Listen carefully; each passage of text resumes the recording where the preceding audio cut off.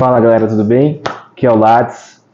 Como vocês acompanharam aí pelas nossas redes, a gente acabou de voltar da CSW e eu tenho 3 pontos chaves que eu queria trazer para vocês do que me marcou pessoalmente, de tudo que eu vi, ouvi e refleti durante esses dias em Austin. E para começar, eu acho que o ponto chave para a gente olhar para as questões esse ano é de que o futuro é o presente. Essa CSW foi muito marcante para mim o fato de que ela não estava falando tanto de projeções, o que vai ser no futuro. Ela estava falando sobre o que já está acontecendo hoje com as tecnologias. Quando a gente fala de inteligência artificial, quando a gente fala de Web3, quando a gente fala de uma série de coisas, já estão acontecendo agora.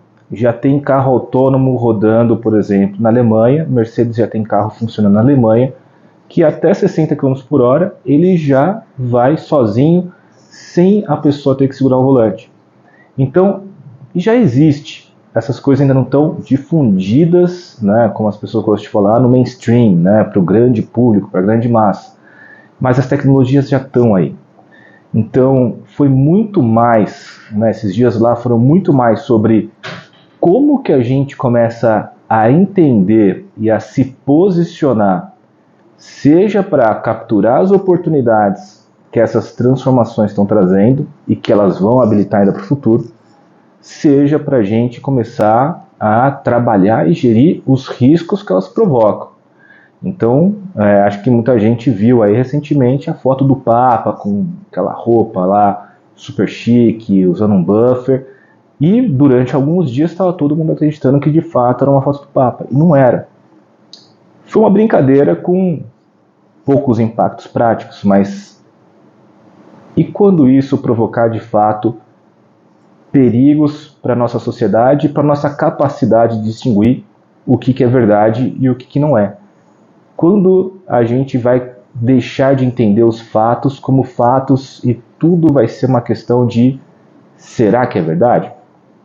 A gente tem que entender como regulamentar melhor isso, como se proteger e como se educar e educar as próximas gerações para navegar nesse mundo, navegar nessas tecnologias e evitar que o futuro seja frustrante, seja negativo e que talvez seja um futuro que possa ser de fato mais auspicioso com o uso dessas tecnologias.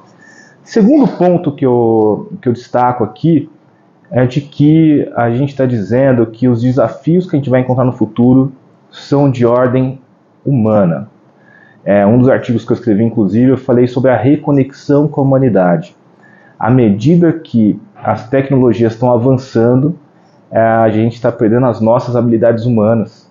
A gente está ficando acostumado a viver dentro de bolhas curadas.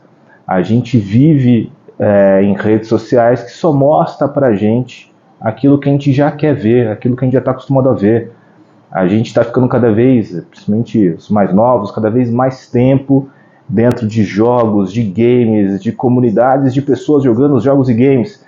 A gente está vivendo dentro de bolhas e a gente não está mais sabendo lidar com as relações humanas, lidar com os dilemas e com os paradoxos de conviver com outras pessoas. A gente está sofrendo de falta de empatia, a gente está sofrendo de habilidade de comunicação, de conexão, né? Boa parte das discussões, quando a gente fala do mundo do trabalho, né, e por que a gente fica discutindo se vai ou não para o remoto e volta para o físico, é porque o remoto trouxe vários benefícios em não ter que se deslocar, em ser mais produtivo dentro de casa, em balancear melhor algumas demandas da vida pessoal e profissional.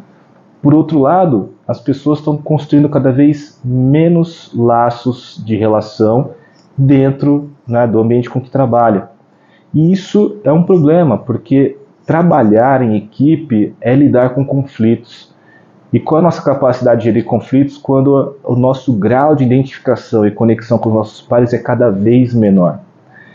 Então, a conexão com a comunidade, a empatia, o olhar para os grupos subrepresentados que precisam acessar os meios de trabalho, que precisam ter produtos, serviços que sejam pensados para eles e deixar de deixá-los nessa situação de negligência é fundamental. Isso é reconexão com a humanidade. E o terceiro aspecto que eu trago muito dessa CXSW é pensar de que o futuro precisa de uma cara nova. A gente fala das tecnologias de IA e tudo mais, todas elas reforçam os vieses que estão implementados na nossa sociedade. Um dos exercícios lá, que qualquer um pode testar na sua casa, a MWeb mostrou ela pedindo para uma ferramenta de inteligência artificial, a DALL-E, da OpenAI, que gerasse fotos, imagens de CEOs de uma grande empresa. Saíram todas imagens de homens brancos com mais de 45 anos. Aí ela mudou o prompt e pediu: crie imagens de CEOs de uma empresa de pequeno porte, de uma startup. E cada mudança não mudava muito a característica, a não ser um pouco na forma de se vestir, mas eram sempre homens brancos. E aí ela forçou a barra e pediu: não, eu quero imagens de CEOs de empresas de absorvente. E de novo vieram homens, com a diferença que nessa, dentro das 5 opções, apareceu um homem negro. Foi o máximo de diversidade que essa plataforma conseguiu sem que tivesse muitas instruções. Podia ter mais instrução, podia falar: é CEO, uma mulher, essa mulher é isso e tudo mais. E provavelmente teria chegado nesse resultado. Mas a questão é, naturalmente essas ferramentas absorvem os vieses. As imagens que são produzidas na internet, que alimentam esses bancos de dados, estão carregadas desses vieses.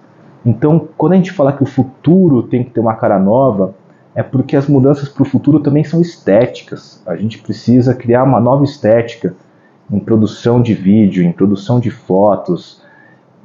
Tudo precisa permear e dar espaço para que a diversidade apareça, para que a estética mude, para que a gente consiga lutar contra essa hegemonia que propaga vieses, que dentro desse novo mundo, que eu estava comentando para vocês, pode gerar um cenário de ainda mais ruptura na sociedade.